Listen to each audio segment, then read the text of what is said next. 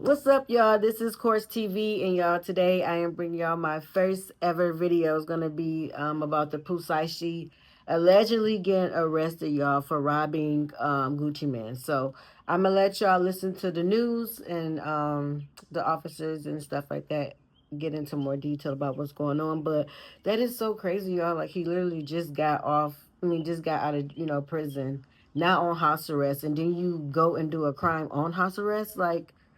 Do y'all love prison that much? I mean, I guess it is fun. You still could be on TikTok. You could eat good food. So I guess they love it there. But y'all, let's check out this video. And it's also posted on the Shade Room. So I will go ahead and insert that Shade Room clip as well into this video. So welcome to the channel, guys. Point numerous victims at a music studio in Dallas, Texas. 8 of the 9 were arrested yesterday in Dallas, Memphis, and Nashville. These individuals who are charged and arrested include Lontrell Williams Jr., also known as Pooh Shiesty, Lontrell Williams Sr., Rodney Wright Jr., also known as Big 30, Kadarius Waters, Demarion Gibson, DeMarcus Glover, Corday Johnson, Darian McDaniel, and Terrence Rogers has not been arrested yet, but will be soon. The complaint alleges that on January 10th of this year, 3 music industry professionals traveled to Dallas for a scheduled business meeting. Lontrell Williams Jr. arranged this meeting purportedly to discuss the terms of his recording contract with one of the victims. As alleged, once these 3 men were inside the recording studio, Williams Jr. and 8 co-conspirators, several of whom traveled from Memphis, Tennessee, executed a coordinated armed takeover. As alleged, Williams Jr. produced an AK-style pistol and forced one of the victims to sign a release from the recording contract at gunpoint. The remaining conspirators displayed firearms and robbed the other victims of Rolex watches, jewelry, cash, and other high-value items. One of the victims was actually choked by one of the defendants to the point of near unconsciousness. Defendant Wright barricaded the studio door with his body to prevent the victims from escaping. The ringleader of the conspiracy, Lontrell Williams Jr., was on home confinement at the time of the offense, as alleged, for a prior firearms conspiracy charge and conviction out of the Southern District of Florida. Towards the end of his prison sentence, he had been granted home detention. Part of the terms of his home detention were that he would not commit another federal offense or possess a firearm. His father, Lontrell Williams Sr., is alleged to have helped plan and execute the federal kidnapping as charged in the complaint. And as described further in the complaint, within hours of leaving the Dallas studio, a number of the defendants were on social media displaying some of the items that appeared to be the jewelry that had been robbed from the victims. The charging document outlines some of the evidence, just some, establishing the defendants' roles in the federal offense. This is as follows: electronic monitoring data placing Williams Jr. at the offense location, which would put him in violation of his home detention conditions. Cell phone records and license plate reader data corroborating the coordinated travel of multiple defendants from Memphis, Tennessee to Dallas. Rental car records confirming Williams Sr. rented a vehicle that was used by the group. Surveillance footage from the offense location, a nearby office supply store, and a hotel where several of the defendants stayed following the offense. Fingerprint evidence as well that was recovered from the crime scene, matching at least 2 of the defendants. Social media posts by defendants displaying what appears to be stolen property just in the days following the offense. Greyhound bus records confirming the travel of multiple defendants from Dallas to Memphis the day after the offense. In this case, came to Dallas to conduct legitimate business, and they were met with firearms and violence as alleged in the charging document. This case should serve as a warning to others who believe that using violence and intimidation tactics to rob others in our community is a viable way to conduct business. I'm here to say that it is not, and that if you choose to do this, we will, together with our law enforcement partners here and the other ones in the Northern District of Texas, will bring you swiftly to justice. I want to thank the FBI Dallas Violent Crimes Task Force, the FBI's Memphis Resident Agency and Nashville Field Office, the Memphis Safe Task Force, the Dallas Police Department, the United States Attorney for the Western District of Tennessee, Michael Dunovit, and AUSA Greg Wagner, the U.S. Attorney's Office for the Eastern District of Texas, my dear friend and colleague Jay Combs, and the U.S. Attorney's Office for the Middle District of Tennessee, including my colleague Braden Busek, for their outstanding contributions in this multi-jurisdictional investigation and prosecution. I'd also like to highlight the extraordinary work. None of this happens without the extraordinary work of our AUSAs in this office, and I'm here to say we have the best AUSAs in the entire country. That includes AUSAs Robert Withers, Claire Demers, and my violent crime chief, Jeremy Fugate. This case really underscores the importance of standing up for crime victims, no matter who they are or where they come from, and the incredible collaborative, investigative partnerships that we have, not only in the Northern District of Texas, but across the country, and we are all working together to make our country safer. So thank you for being here today, and I'll answer some questions after my colleague here speaks. But now I'm going to turn it over to him, and this is Jeremy Wright, who's the Dallas FBI Assistant Special Agent in charge. Yeah, thank you, Ryan. Good morning, everybody. As Ryan said, my name is Jeremy Wright. I'm Assistant Special Agent in charge for FBI Dallas. As United States Attorney Raybold said, we're here today to announce the arrest of several individuals in the Memphis and Nashville, Tennessee areas, as long as one here in Frisco, Texas. These arrests are the result of a violent kidnapping of 3 individuals here in the Dallas area. The majority of those arrested did travel from Memphis to Dallas to commit that offense. Our office collaborated with multiple law enforcement agencies and other FBI offices to carry out this investigation that ultimately led to these arrests. So I'd like to thank the Dallas Violent Crimes Task Force, Dallas Police Department, the Memphis Safe Task Force, Memphis, Tennessee Police Department, and the Shelby County, Tennessee Sheriff's Department for helping with this investigation. Violent crime does remain a top priority for the FBI, and we dedicated significant resources from here in Dallas FBI, Nashville, Little Rock, Birmingham, and Atlanta FBI offices to investigate and successfully arrest these individuals. We remain committed to investigating violent crimes like these. No matter who you are, we will fight every day alongside our partners to make our communities safer. So, thank you.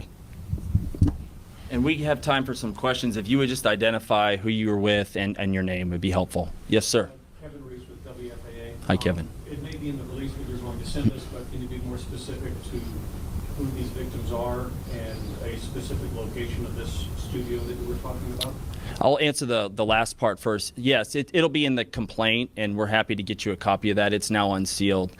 It was off Dallas Parkway in Dallas, Texas, a music studio. That's what's identified in the complaint. As far as victims go, we won't get into, at this time, who the victims are or not. Chase with the Dallas Morning News. Can you describe the injuries suffered by the 3 victims? So one of the victims, and this is actually in the complaint, and we'll get you a copy as well, there's a photograph of the injury. It looks like there's some abrasions on the neck and arm. You are still seeking one suspect, you say? One of the individuals that's been charged has not had his initial appearance yet, but agents are actively working to locate and bring him to court. And I wanted to touch on that actually. Eric Bushman with KRLD. Since there's one person you're still trying to get to come in, I guess it's not an arrest, you said it's the initial appearance, you had said that you're trying to work out. Because you're going public with this, are you afraid at all that that's going to hinder and eventually getting that individual in? Agents are working to find him. The complaint has already been unsealed, and a number of these defendants have had their public hearing already, their initial appearance, and so it's already out there that this individual has been charged, and so that information is in the public record. But I trust that the agents will be able to identify this person and find them and bring them to justice. Of course, that person can turn themselves in immediately. 2 questions. This is Chase with the Dallas Morning News again.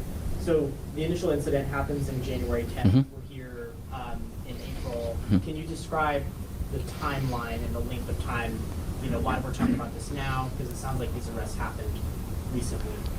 And then the second part of that question, did all of the arrests happen yesterday, or were they happening over the span of time that we're talking about? Yeah, good questions. I'll start with the last part. 8 of the 9 happened yesterday, and then we're still working on one more. And that was, again, a lot of those happened in Memphis, one happened in Nashville, and we're working now with our Georgia counterparts to get the last person brought to justice.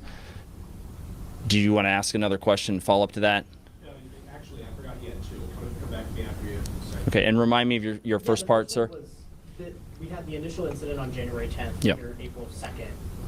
Can you describe and kind of characterize why, that amount of time passed before there were arrests? Well, that was one of the reasons I wanted to list off some of the evidence that has been uncovered to date. A lot of this was subpoena work, search warrant work, and things like that in order to develop the investigation. And so the agents here with me, the agents out in the field, it takes a little bit of time to identify who did this offense and build a case so that we feel comfortable bringing the charges. So actually that's pretty quickly for a federal case of this gravity and this nature. And so I'm very proud of the investigative work, and it will continue from this office as well as our FBI and our local police department. If convicted of these charges, these arrests, how serious are these crimes? What do these people face? They're facing a range, so there's no mandatory minimum in this case. It's a range of punishment, and it'll be in the province of the judge, whoever gets the case. But it could be from 0 all the way to life imprisonment. And as you know, a lot of what will guide what's called the sentencing guidelines will be the individual's previous criminal history, the fact that one of these individuals committed the offense while on home confinement, so actually serving a federal offense. Assuming that individual is convicted, that will be an aggravating factor for sure. Real quick, I was curious. I know you're being quiet so far on the victims here, but could you at least tell us, outside of them being local to Dallas, were they aspiring artists? Are they known locally or even nationally? Can you at least tell us that? I'm not going to get into the victim stuff at this time. I think that more will be coming out there that will help clarify, but I'm not at liberty at this stage of the investigation to disclose that. And then, can you describe the operation to conduct all of those arrests? I imagine they were in different places. Maybe they all happened around the same time. I'm not sure. I'm going to hand that one off to my colleague here, Jeremy Wright. Yeah. Thank you for the question. It requires a lot of partnerships across multiple jurisdictions to be able to conduct simultaneous arrests in a manner, to not alert other folks and to do it safely.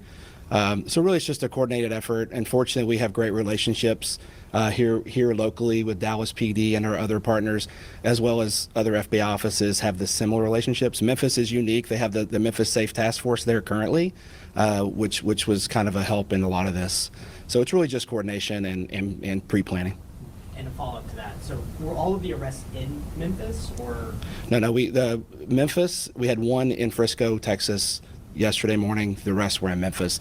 And as the U.S. Attorney said, we're actively pursuing the final arrest. Thank you. Yeah. Did you have another question, sir? Katie, just mugshots. Is there anything out somewhere where we can get that? I think that becomes public record, but I'm not sure. If I could follow up with you right after, Catherine, if you would get to make sure that we get that information over there.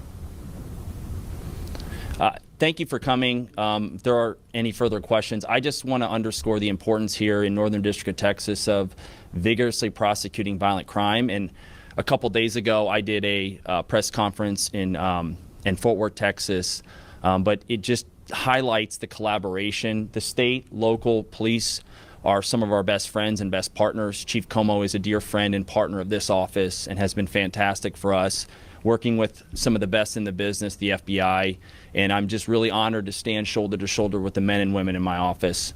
So again, we look forward to prosecuting this case vigorously, and if you have any further questions, feel free to reach out to Catherine Miller. Thank you. All right, y'all. So we back after we just got done watching what just happened. That is like insane. Like, I'm guessing what people were saying on the Shade Room and things in that sort is like basically he was trying to get out of a contract, and that's why they set up the little robbery, whatever. But it's just like you have to go to that length of like extreme to like get out of a contract. Like I know a lot of rappers and things in that sort be getting like a hard time getting out their contracts. I get that, but to put your life and others' lives back on, well, I guess they didn't care because they did it too, but to put y'all lives back into the jails, to back into the systems is just like a slap to everybody's face that that was right into you, free you, da da da da, this, and that, and then you go back to make another same damn decision. Yeah, no. And then not only you did it by yourself, but you did it with your dad. Like I don't know. It gotta be, I don't know, maybe something deeper to the story that we don't know, but you gotta just stay tuned because I will be keeping up with this story. And I also have another story I'm gonna be releasing also today. It's with this 18. He just turned 18-year-old today. His mom spoke out. He had got shot by one of his friends. Well, one of his supposed to be friends. They was at a birthday party, and no one is like speaking up or saying anything. So we're gonna get into that video and hear the mother out and have a little discussion on that. So until then, guys, thank you guys for tuning in to our first YouTube channel. My video, I'm really excited for this channel. I've been wanting to do this channel for the longest, and I just was like, you know what, let me just go ahead and do it. If y'all know me, y'all know me from Kicking It with Court channel. This is now the Courts Reacts channel, so I'll be reacting to a lot of different things. I do want to react to the Lotto, her new album. It's a couple of songs only one song that I really did listen to that I really like, and that was Business and Personal. YouTube didn't really have too much of her new music on there, so I will be listening to it on Apple Music. But comment down some videos and reactions that you guys want me to do. And make sure you guys like, comment, subscribe, hit the notification bell so you can notified every time I post a video, guys. I don't know why I'm so nervous on this channel. Like, what the heck? Like, I do this all the time, y'all. Why am I so nervous? But anyways, hit that like button, and I'll see you guys in the next video. Bye.